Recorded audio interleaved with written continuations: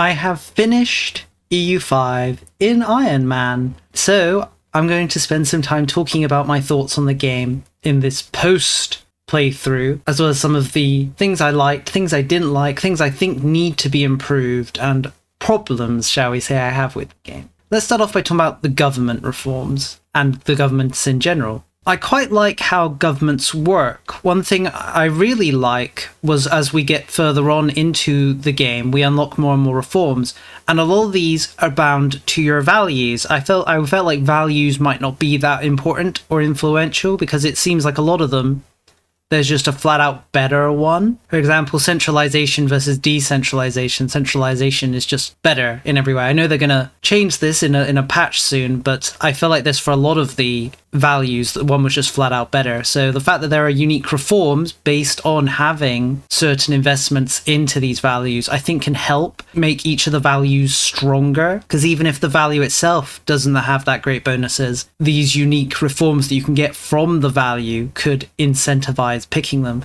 For example, this one, administration of shipyards, decreases proximity through ports by 2 and increases harbour capacity in all coastal urban locations by 0.10. I think it would be a great reform that I would have picked up if I had noticed it before this late hour. At the same time, some of these reforms don't really make much sense to me. For example, this autonomous estates one, which massively increases estate power. Why would you ever want to increase state power? There's no real benefit from having low crown power and having high estate power, so why would you ever do it? I think maybe there needs to be benefits for having high estate power. Maybe it should be more of a choice whether you go high crown power or high estate power, because in the current version, high crown power just seems to be universally good. I would show off the benefits of having 75% crown power, but I can't actually see it because the modifiers are so big that I can't go down slow enough to see them. It would be nice if I could scroll in this, but maybe playing on a 1920 by 1080 was just too low. Surely I should have been playing at 4K so I can see the whole graph. On estates themselves, one thing that disappointed me is that we don't actually gain access to new estate privileges as the ages go by. That's something I did expect, especially since we gain access to new reforms as we get access to different ages, which of course makes sense. So it's weird that the estates basically stay as they are at the beginning and they never really change.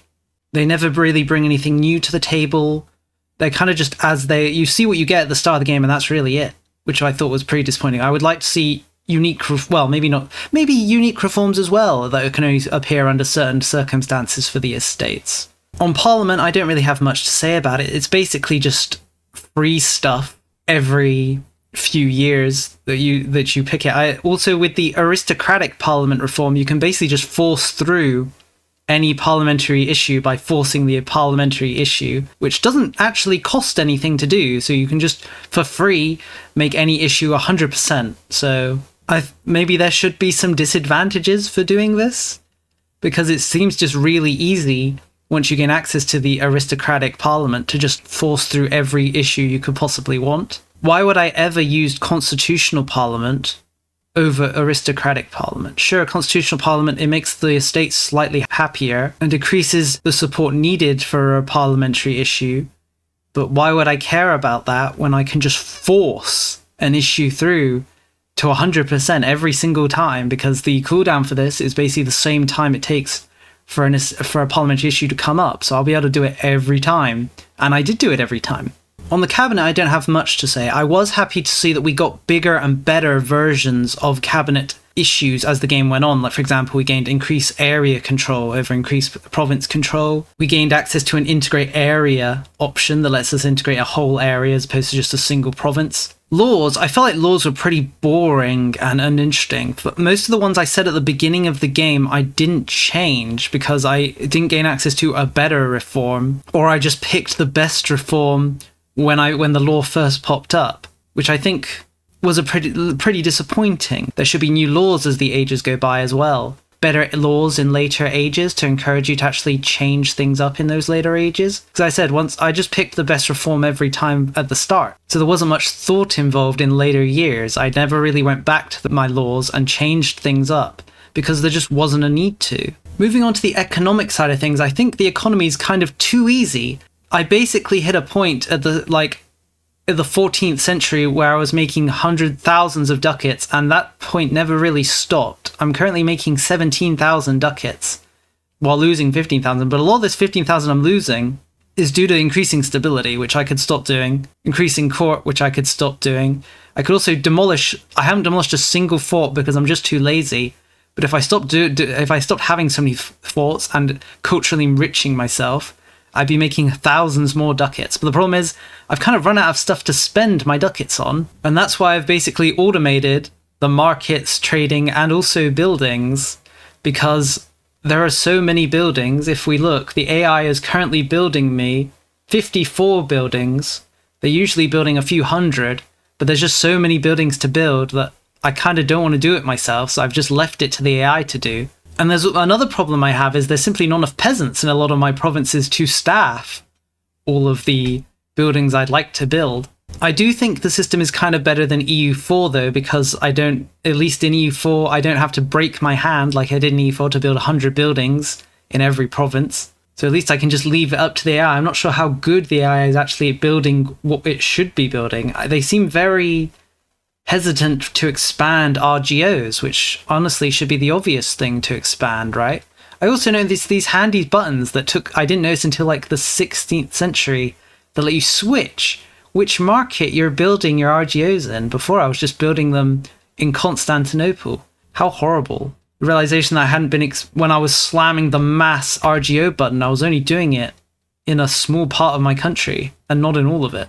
Let's take a little look at the populace. I think cultural conversion is kind of too powerful in this current version, and same for religious conversion. If we look, there's nearly everyone in the country, 50% of everyone is Hellenic. 36 million Hellenics roaming around, with then 7 million Egyptians, 3 million Mongols, and 2 million Turks. Turks have really been entirely wiped out when you think about it.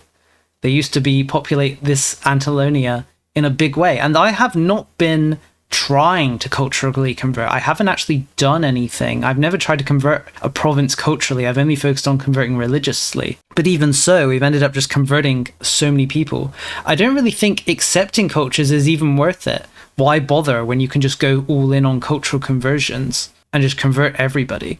Being a different culture doesn't really upset pops.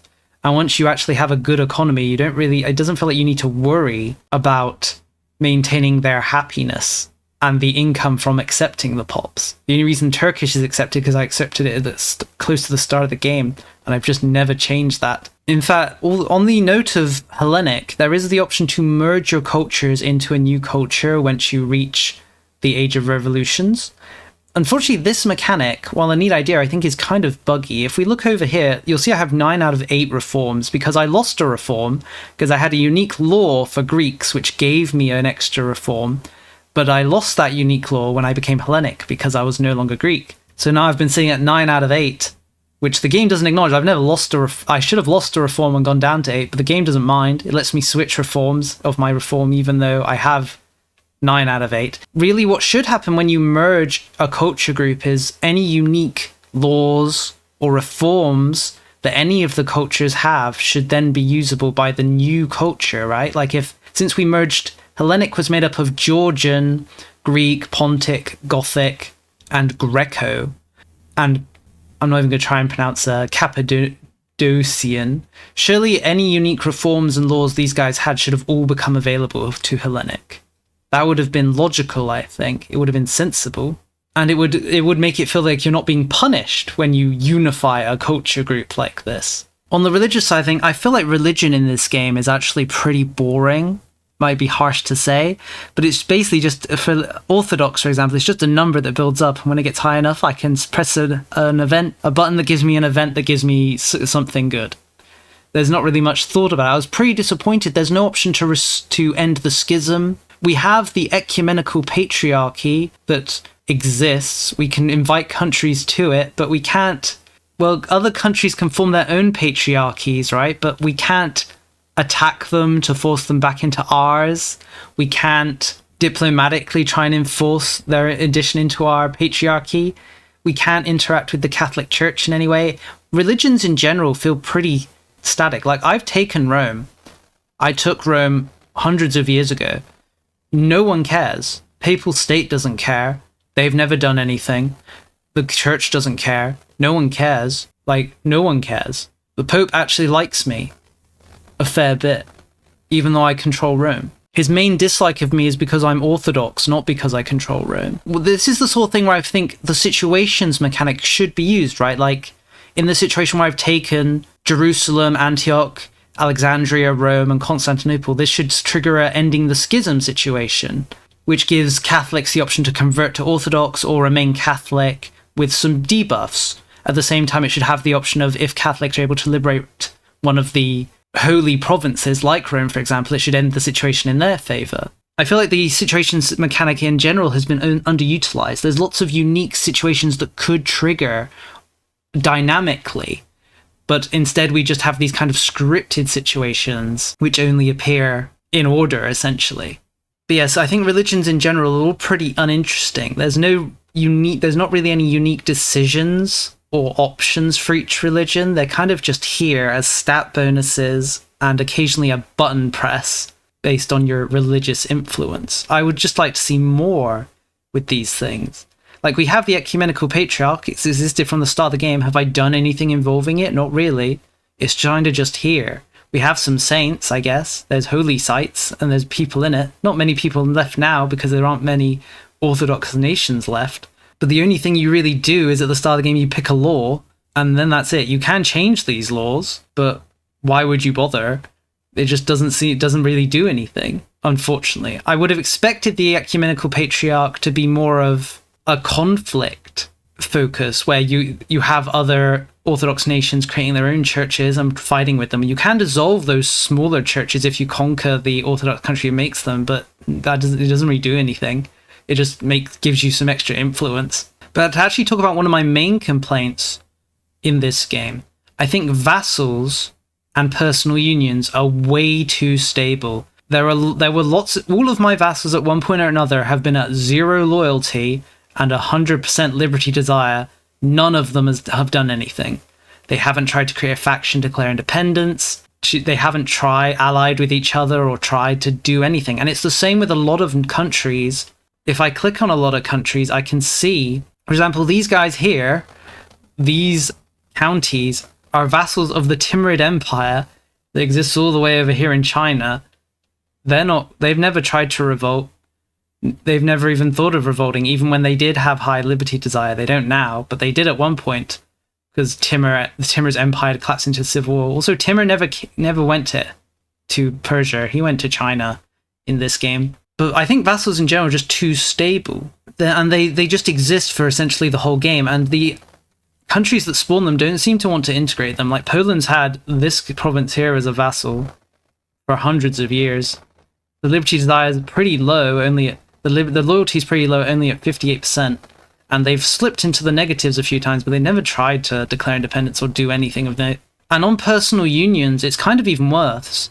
Because, like, for example, here we have a huge personal union of Hungary, Naples, Aragon, and Croatia. There's never really, none of the countries, I don't even think you can leave a personal union. I'll go to an example in a minute, but none of them have ever tried to do anything. None of them have ever tried to take the top position from Hungary. Hungary's never tried to integrate anybody. It's basically just been a massive military alliance for the whole game that has no chance of breaking. Because the only way it could break is if they had different successions. But because every country basically has the cognetic primogentian succession law at the start, everyone it just continues no matter what. You may notice my family is actually on the throne of Hungary. I was thinking I could maybe inherit them and inherit the personal union, but we're not allowed to pose a royal marriage because we already have a royal marriage between our countries, apparently.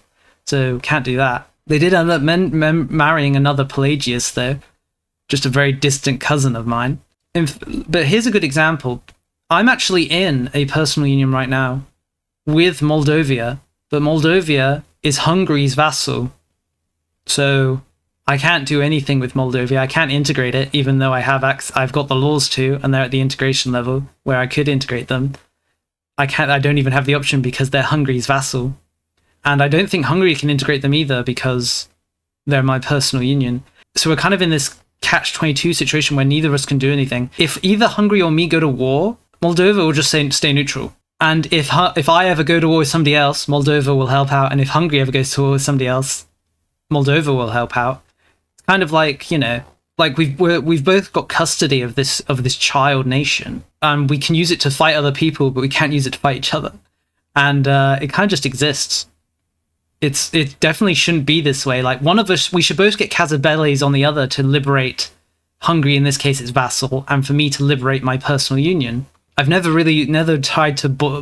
bothered to attack Hungary to force them to liberate it, but it's just weird. But yeah, personal unions in general, they're way too stable. I think a personal union should either be heading one of two ways, towards integration or collapse. It shouldn't really just be able to exist as a permanent military alliance. And it's weird, because this game is all about control, right? And trying to show how hard it is for a country to control provinces far away from its capital, right? But one person can rule multiple kingdoms over hundreds of miles, and each kingdom acts at peak efficiency as if they were ruled by as if they were each ruled by their own individual. In real life, personal unions usually collapsed because the distance and the energy it took a monarch to rule multiple countries is too much. For example, Austria and Spain in real life broke up not because there was a war or anything, but because the king of both said, "I'm just going to split them. It's too much work." And so he did. But there's no mechanic, there's no way to do that in this game. I can't end my personal union with Moldova. I can't give it out to a family member, which is what should happen, right? I should be able to just hand out a crown to a family member and have him manage it. But that can't happen, so it doesn't. Personal unions, I think they should. I don't even think you can revolt from inside a personal union. You can only declare war to take control of it, which is weird. And it's also weird that the various factions within the country are totally fine being with a foreign monarch. I mean, the ruler of Hungary, this Queen Anna, she's Picard, aka French, but Hungarians are fine with it. She's also a follower of Luther, even though Hungary is Catholic. No, Hungary's Orthodox, and Naples is Catholic. No one cares. They're just totally fine with it. Which it shouldn't be that way. There should be more pushback. The nobles should really want to put their own king on the throne of Naples and Aragon. It's weird that they're just fine just existing this way, in a permanent vassalage, essentially. Portugal actually does exist in this one province minor. They are also ruled by Aragon as a fiefdom, and therefore have the same queen as the rest of these guys. Spain, I'm actually surprised Spain formed. I'm not even sure how they formed. This was Castile for like hundreds of years. They only became Spain like in the last century. I don't even know how. It could be that the decision to form Spain, where they were able to trigger it despite not controlling Aragon. England never conquered Scotland, and they only rule Ireland through a vassal called the Pale. But yeah, it's weird that vassals are just totally fine, and personal unions are just totally fine. They don't care. They don't care about anything that happens. Even when their loyalty gets low, I've never seen one revolt. Even if we look at this guy who's currently founded an independence movement, he's slightly stronger than his ruler. This independence movement has existed for a good 50 years, and he's never tried to declare independence. He doesn't care. He has loyalty of 25%, making him a disloyal vassal, but he's never tried to declare independence. He's never asked anyone to join his independence movement either. I really think there's something wrong with vassals. They shouldn't really just be fine being vassals forever. I mean, look at this guy. He's got 4 vassals. All of them are unhappy. All of them are disloyal. None have declared independence. None of them have tried to do anything, which I think is disappointing, because I think the AI is actually pretty good at their use of making vassals. If you ever see an AI take land they can't connect to their capital because it's overseas, I would make the argument maybe they shouldn't be taking so much land overseas, but they tend to just make vassals, which I do like. I do like that they make vassals when it's appropriate. But the thing is, those vassals are kind of overpowered because they just obey and never struggle or resist their overlord. They're just fine being a vassal forever, when they should really try to become independent or do something.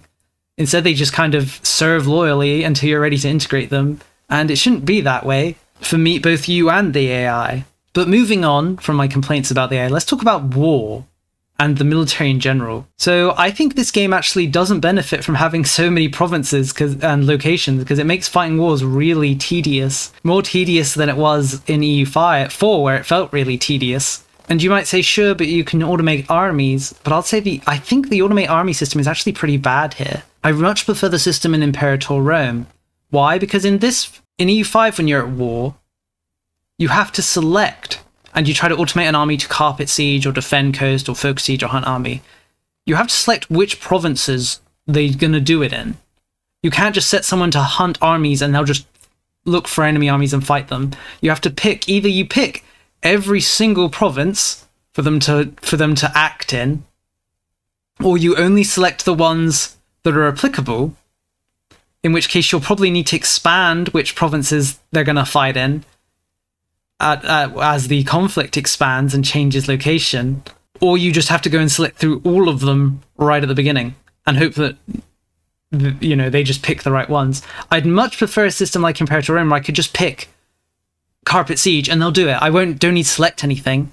They'll just do it. I like the option to select things for certain occasions, but there's a lot of time where I'd like to automate my armies and just have them do something, because I'm usually taking the main armies and fighting the enemy or sieging down important provinces. So it'd be nice if I could just set other armies to just do their own thing, like I could in Imperator Rome, and not really have to think about them and micromanage them. Problem with the current system is you kind of need to micromanage them even if you've automated them, because you have to ensure that they are fighting in the correct provinces. So you either have to select all of them and hope that no one new joins the war, or you have to select a few of them, which is faster. And, this is a lot of provinces to select, right? But these are just mine.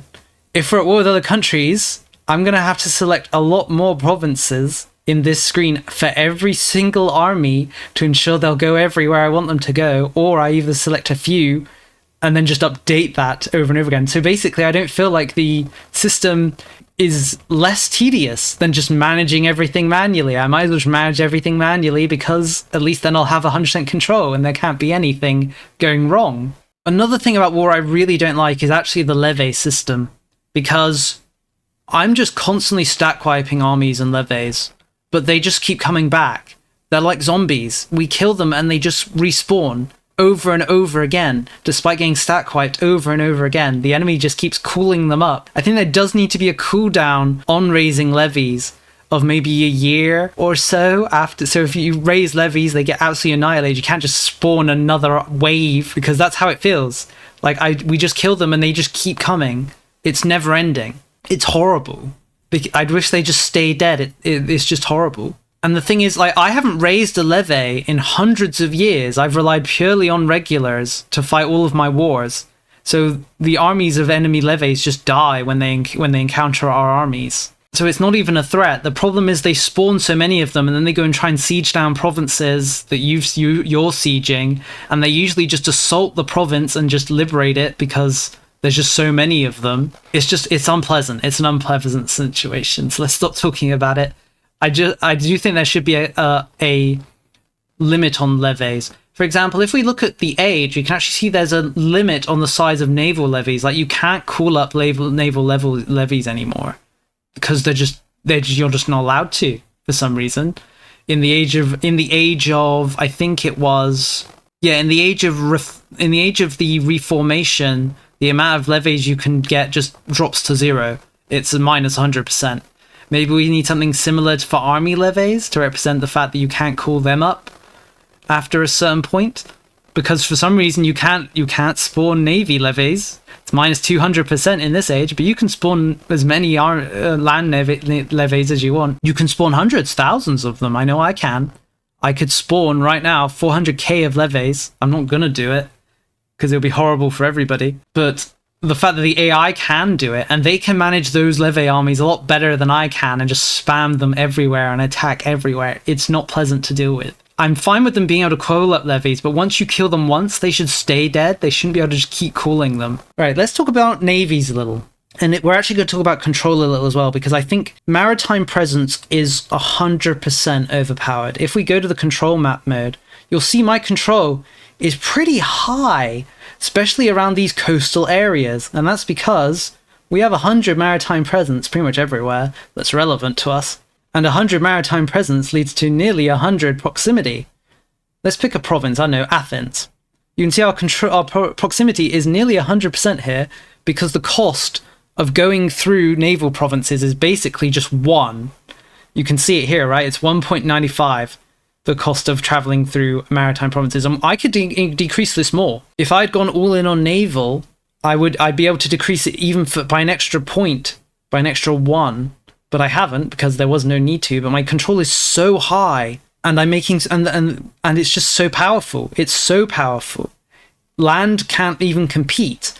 Like if we take this province here, that's only a few miles from Constantinople, the control is nearly 100%. The proximity is nearly 100%, but it's still lower than the provinces on the other side of the coast from Constantinople because of how powerful Maritime is. Does it really make sense that traveling from Constantinople across the sea to Nicomedia is faster than just going along the road to Abysie? Like, does it make sense? Does it make sense that the proximity from Constantinople, let's say to Philippopolis, is 84 due to the distance, but the distance to Crete is 86 because it's faster to go via sea, even though it's miles away. I mean, if we look at Rome, which I have as a 1 province minor, the proximity is 66. And as I mentioned, this could go lower if I'd gone all in on naval. 66 all the way from Constantinople because of how powerful proximity is. I will mention though, we don't have access to the final level of railways. Why? Because manufacturing never spawned in this game, and so industrialization didn't either. So we don't have access to railways, but I don't think they would change much because railways just decrease the proximity cost by 35%. Whereas, proximity, naval, maritime presence decreases proximity by basically all of it, down to 1. So I kind of think maybe this is how they intend it. Maybe they intend for naval proximity to just be really powerful to show that naval nations in this era, it's kind of their time, right? But I do think that it should be balanced a little better. I think roads should be a little better. They should be brought up a little, not a crazy amount. But I definitely think the final level of road, that being the railway, should probably improve proximity by at least 50% instead of 35%. Because, I mean, if we look at the gravel road, it improves proximity by 20%. So hundreds of years later, you've got the modern road. The modern railway. It only improves things by 15%, which is, it's pretty disappointing when you think at the beginning of the game, you can just put a ship in the sea and you can decrease proximity to a minimum of 5 right at the start of the game without even taking into account other things. So I think proximity should be nerfed for going via navy. I know I hate to say it because, I love having a big net of naval ships just plotted around to increase my navy, my proximity everywhere. But it doesn't feel right that one is just so powerful and the other is so weak compared to it. Maybe I'm crazy here. I'd like to hear what other people have to say. I also think the way you have to do this is absolutely horrible. So there are sea provinces, and for each one, you essentially have to create a navy to increase proximity there, which means I have like 20 or so navies for each of the sea provinces I control.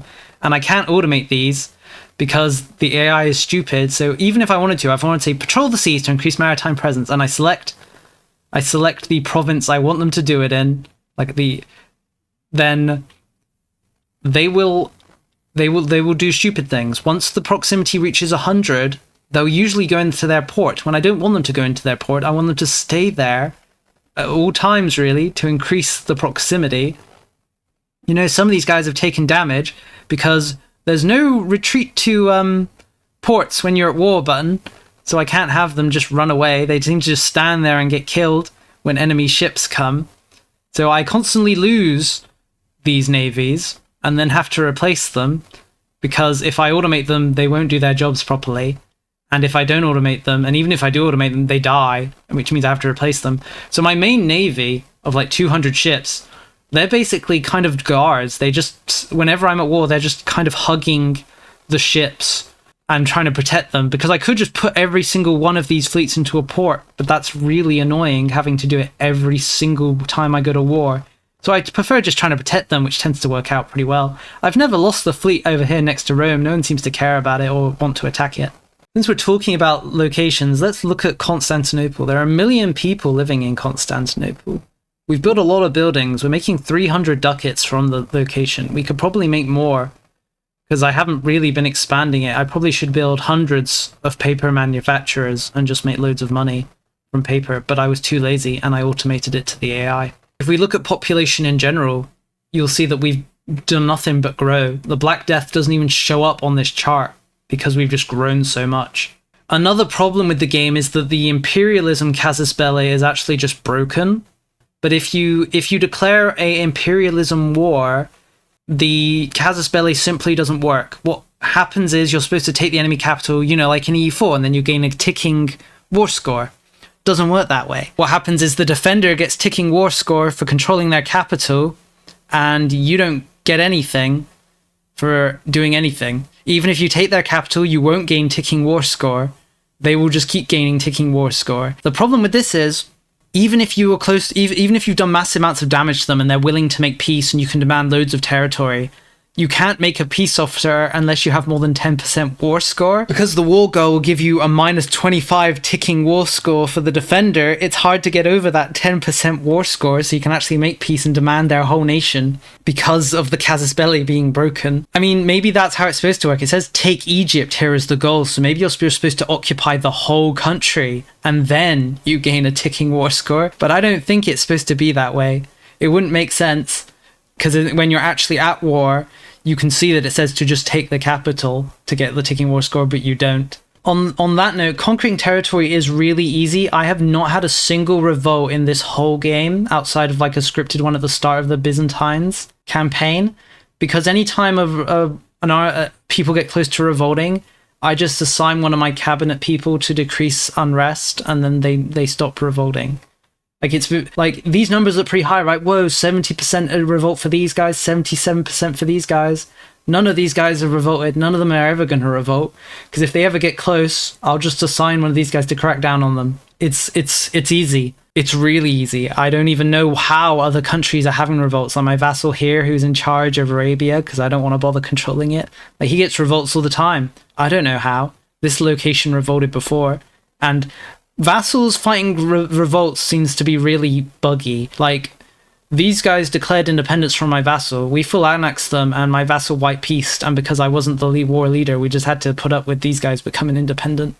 They then got vassalized by this big lamb here. So revolts just seem to be broken, or, well, not broken, but they're just way too easy for the player to manage, but the AI just doesn't seem to be able to manage them properly. And as I said, it is trivial. You just set one of these guys to decrease the unrest, and these other revolts aren't going to revolt because they don't have any, they're not increasing at all, because I've seen to their needs and got rid of the problem. And these people will probably just eventually be converted. There aren't that many of them. I could just let these guys revolt and crush them, but I wanted to see if I could just stop revolts entirely using this system, and I have, as I said. I mean, I've conquered loads of land. If we look at antagonism as well is just a number. No one cares. I've looked at my antagonism is thousands with Egypt and the Jairids. The Jairids, they've been reduced to this. They used to control most of this land, but I started taking it from them and released a vassal there to control it, because I didn't want to control it. I wanted to form Rome, but Byzantine can't form Rome. When I discovered this after I took Rome, I became very unmotivated. I'm pretty close to actually doing it. I need 500 more locations from what I currently have, but I stopped expanding in a big way because I couldn't do it, because Eastern Rome can't become Rome.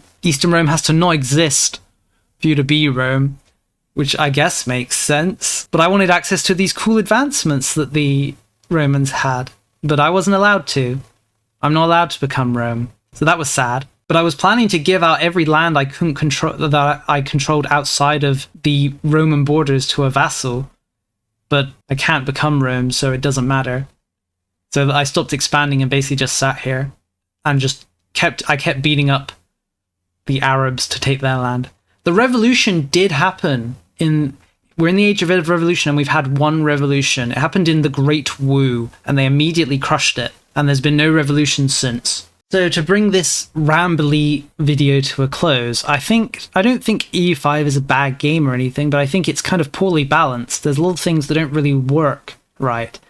All right, I've said enough. I'm just going to unpause the game, and we'll see what happens when we actually hit the end date. This is January 1st, 1887. Our final score was 50,000. We beat Napoleon.